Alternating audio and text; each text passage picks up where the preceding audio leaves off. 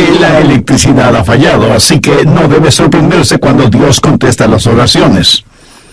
Deberá sorprenderse cuando no las contesta. Y nunca diga que la oración es una pérdida de tiempo. Usted puede decir, algo no está bien. ¿Por qué Dios no ha contestado mi oración? Bien, quiero compartir con usted 6 claves para la oración contestada.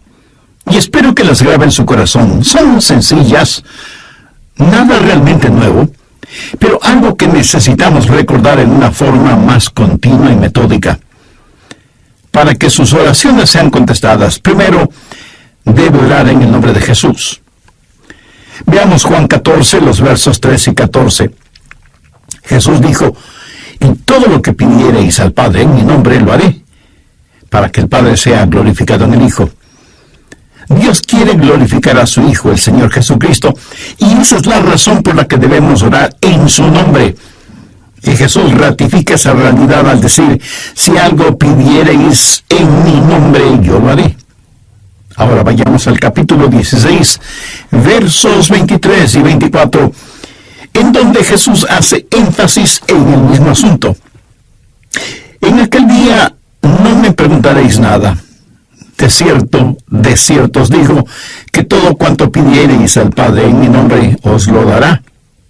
Hasta ahora nada habéis pedido en mi nombre. Pedid y recibiréis, para que vuestro gozo sea cumplido. Muéstrame una persona cuyas oraciones le son contestadas, y de seguro que esa persona está llena de gozo. Jesús también dijo en Juan 14:6, yo soy el camino y la verdad y la vida. Nadie viene al Padre sino por mí. Y esa es la verdad en cuanto a la oración. No hay forma de llegar a Dios el Padre sino únicamente por medio de su Hijo Jesucristo. Supongamos que usted se pierde buscando una dirección en un lugar que no conoce. Así que detiene a una persona en la calle para que le ayude, y esa persona le dice, vaya derecho 3 cuadras más, luego vire a la derecha, verá una casa blanca con una cerca de madera, entonces vire a la izquierda, y esa es una calle sin salida. Recorra 3 cuadras más, vire a la derecha, y usted le interrumpe y le dice, un momentito, por favor, no puedo recordar todo eso, déjeme anotarlo. Y la persona que le está dando las direcciones le dice, ¿sabe qué? Yo estoy yendo en la misma dirección, permítame guiarle. Usted únicamente sígame. Esa persona no solo le señala el camino, sino que, por así decirlo, se vuelve el camino. Jesús no indica el camino, Jesús es el camino hacia el Padre, y cuando usted ora en el nombre de Jesús, Él le lleva a la presencia del Padre. Anota Efesios 2:18.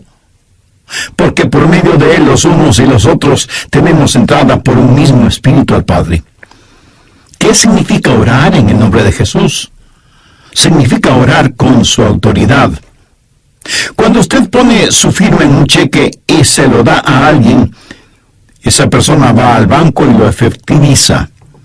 El banco le entrega la cantidad de dinero estipulada en el cheque, porque ese cheque lleva su nombre, lleva su firma, y con su firma usted le autoriza al banco la entrega de ese dinero. Trate de ir a cualquier banco y hacer efectivo un cheque que no tiene ninguna firma, y le aseguro que estará metiéndose en profundos problemas. Cuando pedimos en el nombre de Jesús, no estamos simplemente rociando con algún polvito mágico oraciones al decir en el nombre de Jesús, abracadabra, que lo que he pedido se haga. No es así de ninguna manera. Orar en el nombre de Jesús significa, primero, obedecer su mandato. Segundo, hacer algo aprobado por Él. Tercero, saber que eso le dará honor y gloria a Él. Y cuarto, saber que el Padre será glorificado por lo que hacemos en el nombre de Jesús. Si usted ora sin usar el nombre de Jesús legítimamente, no tiene ninguna razón para esperar que su oración sea contestada.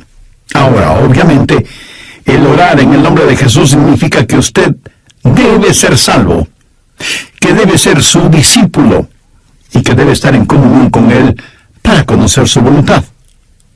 No solo ora en el nombre de Jesús, sino que también ora en el Espíritu.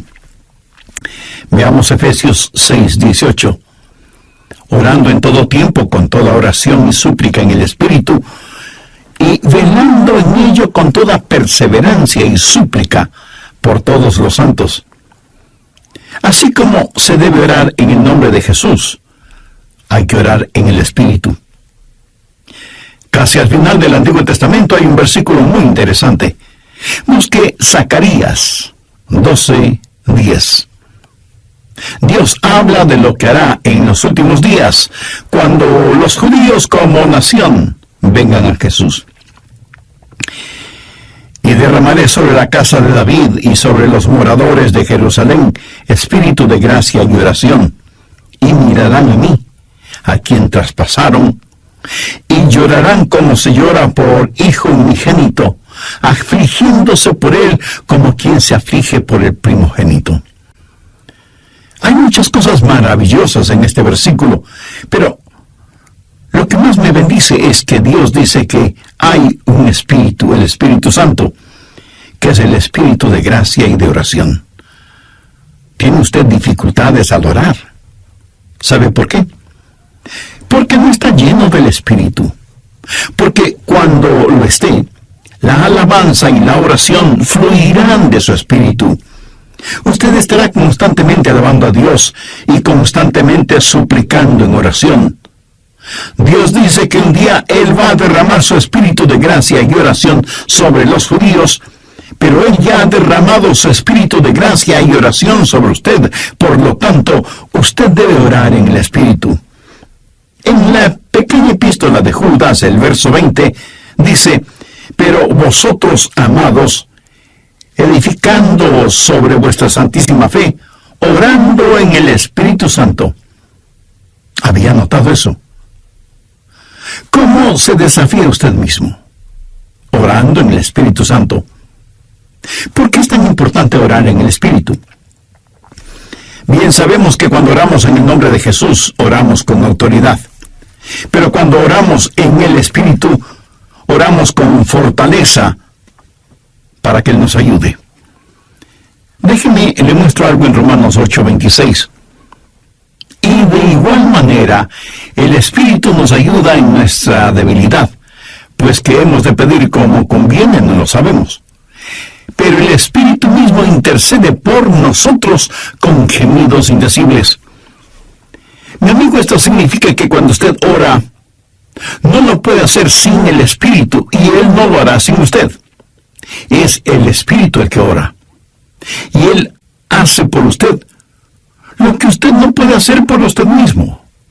El Santo Espíritu de Dios inspira, guía, pone energía y sostiene nuestras oraciones. Nuestro espíritu humano es débil, y aunque el Espíritu esté dispuesto, nuestra carne es débil. Por lo tanto, el Espíritu Santo nos ayuda en nuestra debilidad. No hay ninguno de nosotros que alguna vez no haya dicho: fallé en mi vida de oración. Ojalá pudiera orar más. ¿Por qué no puedo hacerlo? Le diré por qué no oramos más. Francamente, porque somos débiles. Pero nuestra debilidad no debe convertirse en incapacidad, sino más bien en fortaleza, porque la Biblia dice que cuando somos débiles, somos fuertes. Si aprendemos a depender en el Espíritu Santo, quien nos ayuda en nuestras debilidades, inspirándonos, guiándonos y capacitándonos. Más aún, Él nos ayuda en nuestra ignorancia. Pues ¿qué hemos de pedir como conviene? No lo sabemos. ¿Alguna vez ha pensado en eso? Estuve una vez en una conferencia bíblica en Dallas. Al finalizar la conferencia, 2 jóvenes estudiantes se me acercaron y uno de ellos me preguntó: pastor, ¿usted ora? Le respondí que sí. Entonces me dio una pequeña tarjeta diciéndome: aquí están nuestros nombres. Somos estudiantes en el seminario, por favor, ore por nosotros. Yo les agradecí y puse esa tarjetita en mi Biblia. He orado por esos estudiantes, pero no creo que lo haya hecho en forma regular. No porque ellos no me importen, pero una asignación de oración es más que 2 nombres en una tarjeta. Si tuviera que orar por todos quienes me piden que ore por ellos, ni las 24 horas del día serían suficientes, se lo aseguro. Esa es la verdad. Si usted trata de orar por todos y por todo, su oración, en vez de ser un caudaloso río, se convertirá en un estancado pantano. La oración, para que sea poderosa, tiene que ser canalizada. Cuando alguien me dice que está orando por mí, me siento increíblemente bendecido. Y hay hermanos que me dicen que oran por mí diariamente, y doy gracias a Dios que muchos oran por mí. Pero me entristece la realidad de que hay millones de seres humanos por los cuales nadie ora. Ahora escúcheme. Yo no deseo estar en la lista de oración de alguien, a menos que el Espíritu Santo haya puesto primero mi nombre en el corazón de la persona que dice que ora por mí. Y cuando usted está orando por otras personas en forma individual, muchas veces no sabrá cómo orar por ellos. Por ejemplo, su tía Rosita está enferma, y usted ora: Señor, restaura la salud de tía Rosita. ¿Cómo sabe que Dios no está preparando a tía Rosita para llevársela al cielo? Y usted ora para que tía Rosita todavía se quede en la tierra, mientras que, de acuerdo a Juan 17:24, Jesús ora y dice: Padre, aquellos que me has dado, quiero que estén donde yo estoy. ¿Dónde está Jesús? En el cielo. ¿Dónde está la tía Rosita? Todavía en la tierra. En las reuniones de oración, más se ora para que la gente sea sanada que lo que se ora para que la gente sea salvada. Parece que estamos más interesados en mantener a los salvos fuera del cielo que a los perdidos fuera del infierno. No sabemos orar como debemos orar. Cuando Saulo perseguía a los seguidores de Cristo, antes de que fuera el apóstol Pablo, me pregunto qué oraba la iglesia en relación con Saulo. Si yo hubiera vivido en esa época, seguro que hubiera orado: Señor, mira cómo este Saulo nos persigue. Elimínalo, evapóralo, Señor, haz algo con él. Y ciertamente, Dios hizo algo con él, pero no precisamente como se lo pedimos. Dios lo transformó en el poderoso apóstol Pablo. A veces no sabemos ni lo que pedimos. Por eso el Espíritu Santo, que intercede por nosotros, dice: Señor, esto es lo que Adrián está pidiendo, pero esto es lo que en realidad necesita.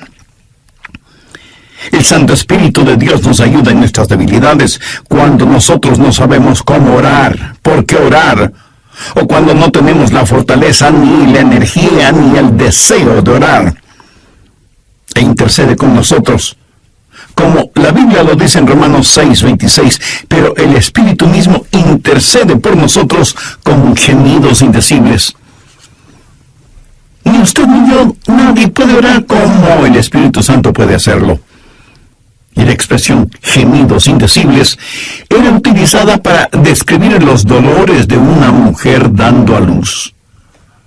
Eso, mi amigo, es orar en el Espíritu. Intercede por nosotros con gemidos indecibles, porque muchas veces nosotros no sabemos qué pedir. Algunos años atrás, yo viví la experiencia de un profundo dolor emocional y espiritual a tal grado que no podía ni siquiera articular una sencilla oración. Lo único que podía hacer era quejarme. Pero el Santo Espíritu de Dios escuchó mi oración, y Él llevó mi dolor, mi súplica, hasta el trono de la gracia y la misericordia de Dios. Entonces usted ora primero en el nombre de Jesús, segundo en el Espíritu Santo. Para orar en el nombre de Jesús, usted tiene que ser salvo. Y para orar en el Espíritu, usted tiene que ser lleno del Espíritu Santo de Dios. Tercero, usted debe orar en obediencia a Dios. Es una malvada necedad el esperar que Dios escuche sus oraciones cuando usted no está viviendo en obediencia a Él.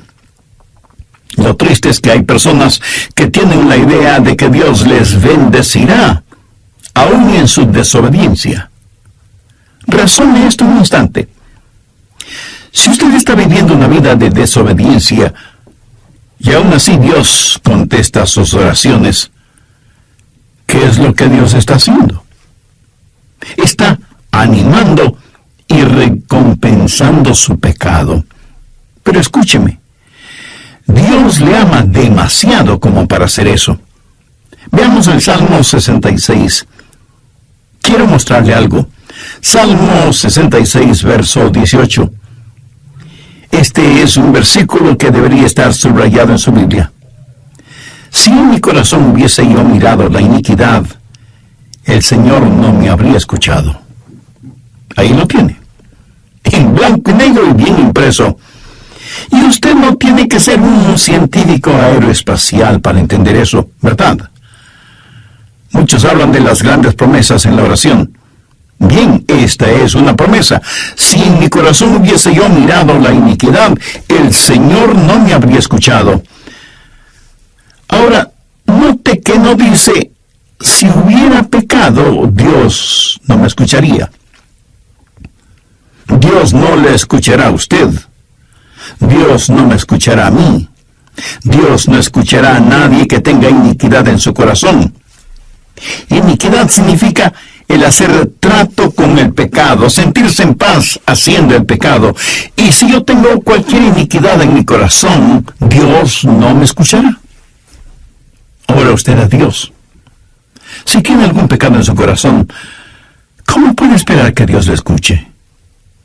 Para que Dios le escuche, usted tiene que arrepentirse de sus pecados y tener a Jesús como su Salvador y Señor. De vez en cuando alguien me dice, pastor, Dios me ha dado la habilidad de decir hermosas oraciones. Y si Dios mismo me ha dado esa habilidad, quiero decir que Él está impresionado con mis oraciones. Mi amigo, hay una buena palabra griega para describir lo que usted está diciendo. Tontería. Escúcheme, Dios no se impresiona con sus oraciones, pero sí se impresiona con su necedad. Veamos lo que dice Isaías 1:13. No me traigáis más vana ofrenda. ¿Sabe usted lo que es una vana ofrenda? Es solo una oración vacía. No me traigáis más vana ofrenda. El incienso me es abominación. Aquí ellos estaban en el templo quemando incienso, ofreciendo incienso en el altar. No me traigáis más vana ofrenda, el incienso me es abominación, luna nueva y día de reposo, el convocar asambleas, no lo puedo sufrir, son iniquidades vuestras fiestas solemnes. ¿Qué es lo que Dios está diciendo aquí? Que todo lo que ellos hacían como parte de su religión, Él lo detestaba.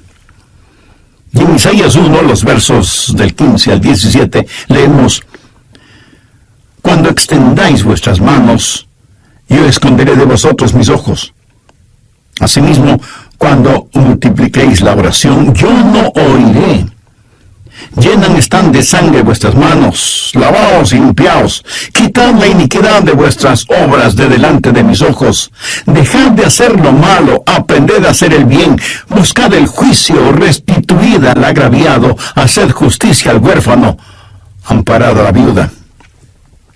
Veamos ahora Isaías 59:1. He aquí que no se ha cortado la mano de Jehová para salvar, ni se ha agravado su oído para oír. Dios no se ha vuelto manco ni sordo, pero vuestras iniquidades han hecho división entre vosotros y vuestro Dios, y vuestros pecados han hecho ocultar de vosotros su rostro para no oír. ¿Han oído alguna vez algo del libro de Esdras?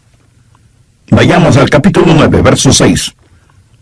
Esdras está orando y dice: Dios mío, confuso y avergonzado estoy para levantar, oh Dios mío, mi rostro a ti.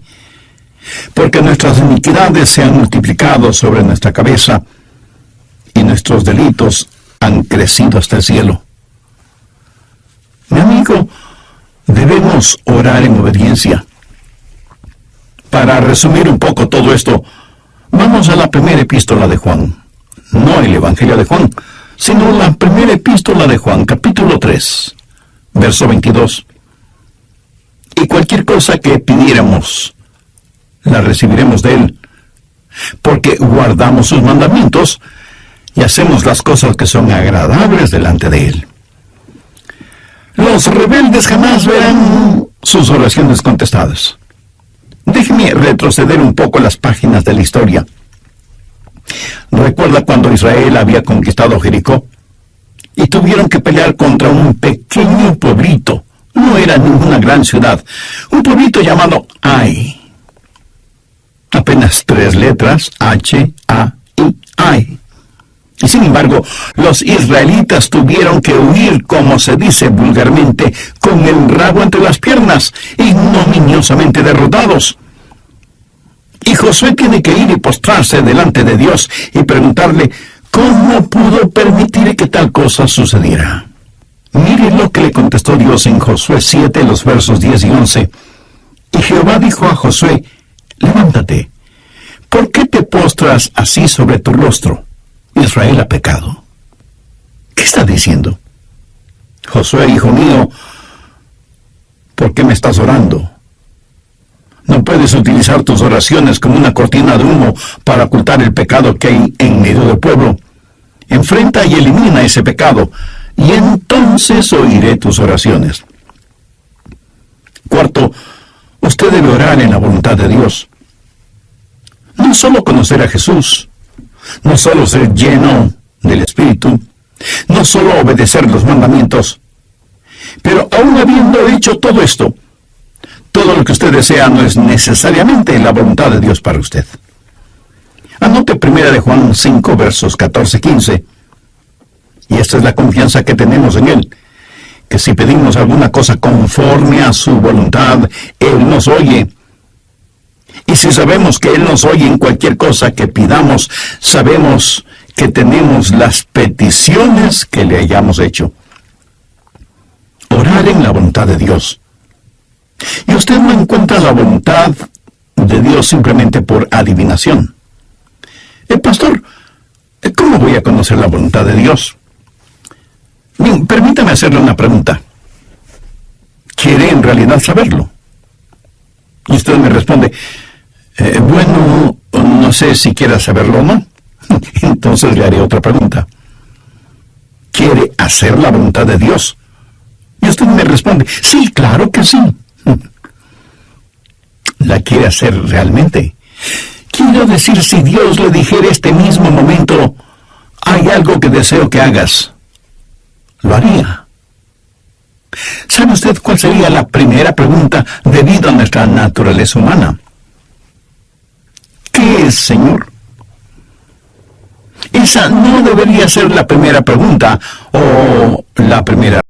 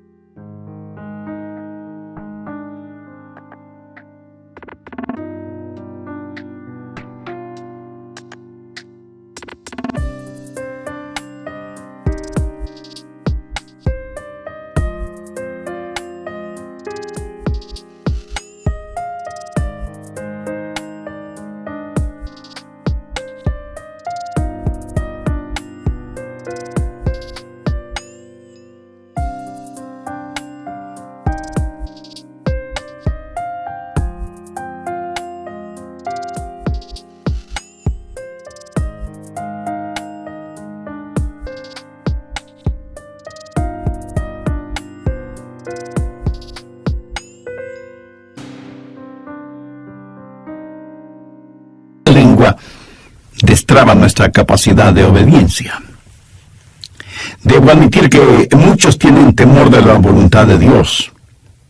De alguna manera se les ha metido la idea en la cabeza de que si se prestan para servicio bajo la voluntad de Dios, van a terminar como misioneros en el país de Salsipuedes, viviendo en una choza con piso de tierra y comiendo carne de serpiente o quién sabe qué otros exóticos alimentos.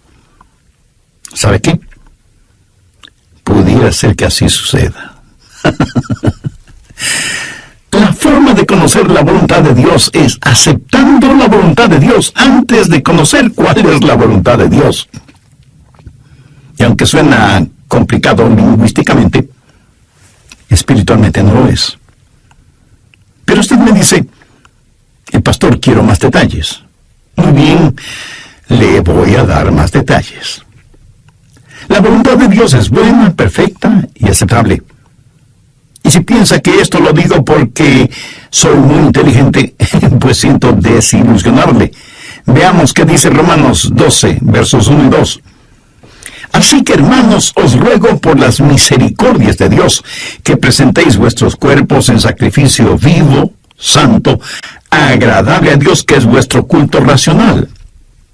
No os conforméis a este siglo, sino transformaos por medio de la renovación de vuestro entendimiento, para que comprobéis cuál sea la voluntad de Dios, agradable y perfecta. Usted no necesita saber nada más que esto. La voluntad de Dios es buena, agradable y perfecta. Preséntese usted mismo como un sacrificio vivo y santo delante de Dios, y usted, sin ninguna sombra de duda, conocerá y comprobará que la voluntad de Dios es siempre buena, agradable y perfecta. La oración es para manipular la voluntad de Dios, para que se amolde a la suya. Es descubrir la voluntad de Dios y meterse de cabeza en ella. Pero escúcheme con atención. En última instancia, usted no encuentra la voluntad de Dios. La voluntad de Dios lo encuentra usted. Cuando su corazón está bien con Dios, usted presenta su cuerpo como un sacrificio vivo y rehúsa el ser amoldado por el sistema y los valores del mundo, para más bien ser transformado, renovado en su mente y empezar a pensar los pensamientos de Cristo y, por lo tanto, tener la capacidad de orar en la voluntad de Dios. Quinto, orar en comunión con los creyentes. Por favor, busque el Evangelio de Marcos, capítulo 11, los versos 25 y 26. Y cuando estéis orando, perdonad si tenéis algo contra alguno, para que también vuestro Padre que está en los cielos os perdone a vosotros vuestras ofensas. Porque si vosotros no perdonáis, tampoco vuestro Padre que está en los cielos os perdonará vuestras ofensas. Mi amigo, no se olvide que un pecado no perdonado es la más formidable barrera contra la oración. Tantas personas se preguntan por qué sus oraciones no son contestadas cuando están guardando tremendos resentimientos en su corazón. Le pregunto, ¿ese resentimiento, ese enojo, vale la pena tenerlo? Lo que es peor, ¿vale la pena ir acumulándolo, guardándolo, hasta que por fin estalla, hiriendo no solo a quienes motivaron ese enojo, sino a usted mismo? La satisfacción carnal de guardar un resentimiento contra alguien no vale de ninguna manera la pena, porque impide que nuestras oraciones sean contestadas. Escuché de una pequeña niña que una noche, por haberse portado mal, su mamá le mandó temprano a la cama. Pero antes de acostarse, la niña debía orar. Ella así lo hizo. Oró por su hermana y su hermano, oró por su papá y su abuelita, oró por sus amigas en la escuela, oró por su profesora, oró por su perro y por su gato, y finalizó con un alegre amén. Luego, mirando a su madre, le dijo: como habrás notado, mamá, tú no estuviste en mi oración. Me imagino que esa oración no habrá salido de ese cuarto, menos habrá llegado al cielo. Pero hay una profunda lección en esto. Sería una temeraria necedad si alguien, teniendo un espíritu no perdonador, pretende que sus oraciones sean contestadas. Y esto es verdad de manera especial entre marido y mujer. En 1 de Pedro 3:7 leemos: vosotros maridos igualmente, vivid con ella sabiamente, dando honor a la mujer como a vaso más frágil y como a coherederas de la gracia de la vida. ¿Para qué? Para que vuestras oraciones no tengan estorbo.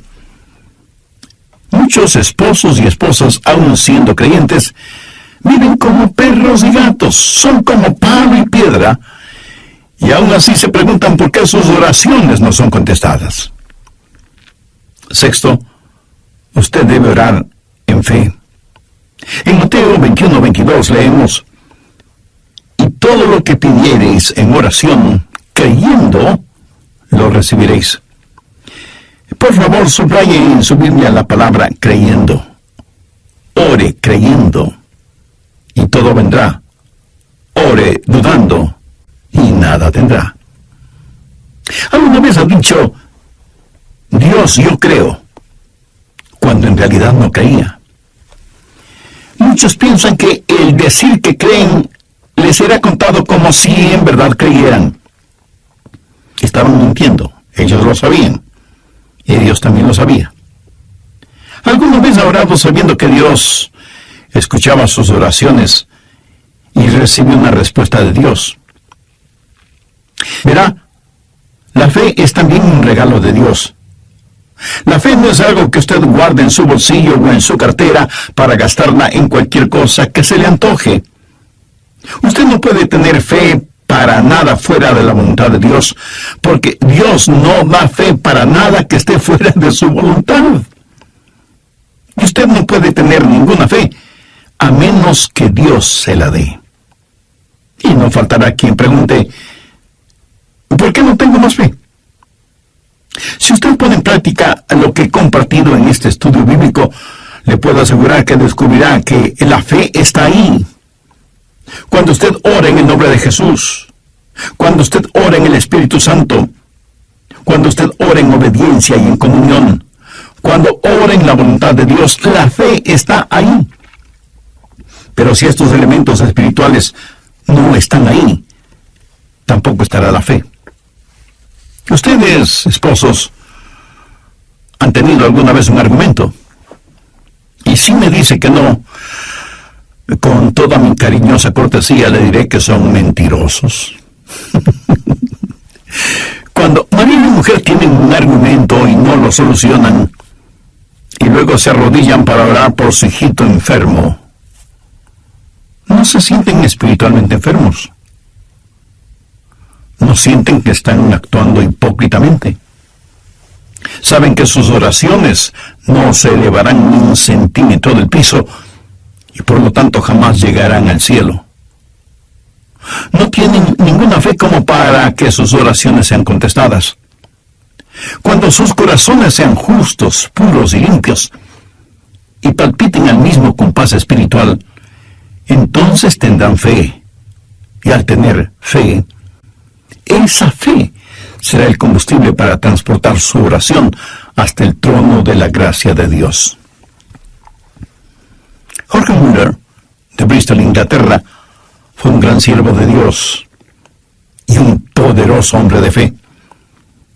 Él tenía un diario personal en el cual anotaba todas las instancias de oraciones contestadas y llegó a registrar 25,000 oraciones contestadas, algunas de ellas increíblemente milagrosas, imposibles de explicarlas, aparte de la intervención de Dios. Alguna vez alguien le preguntó a George Muller: ¿cuál es el secreto para que las oraciones sean contestadas?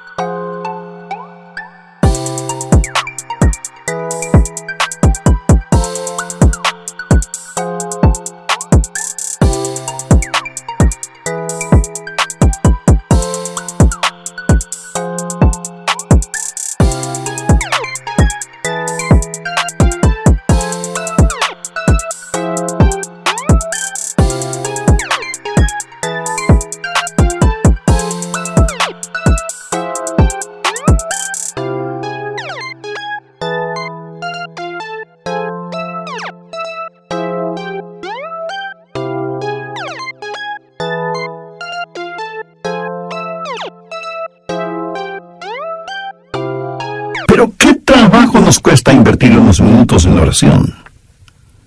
La oración eficaz, mi estimado amigo, debe ser un acto intencional de nuestra voluntad. No debemos acercarnos al trono de la gracia en forma casual, sino en forma totalmente intencional. Seguramente entre quienes me escuchan habrá quienes, a pesar de ser religiosos, este asunto de la oración es muy secundario en sus vidas. Ahora,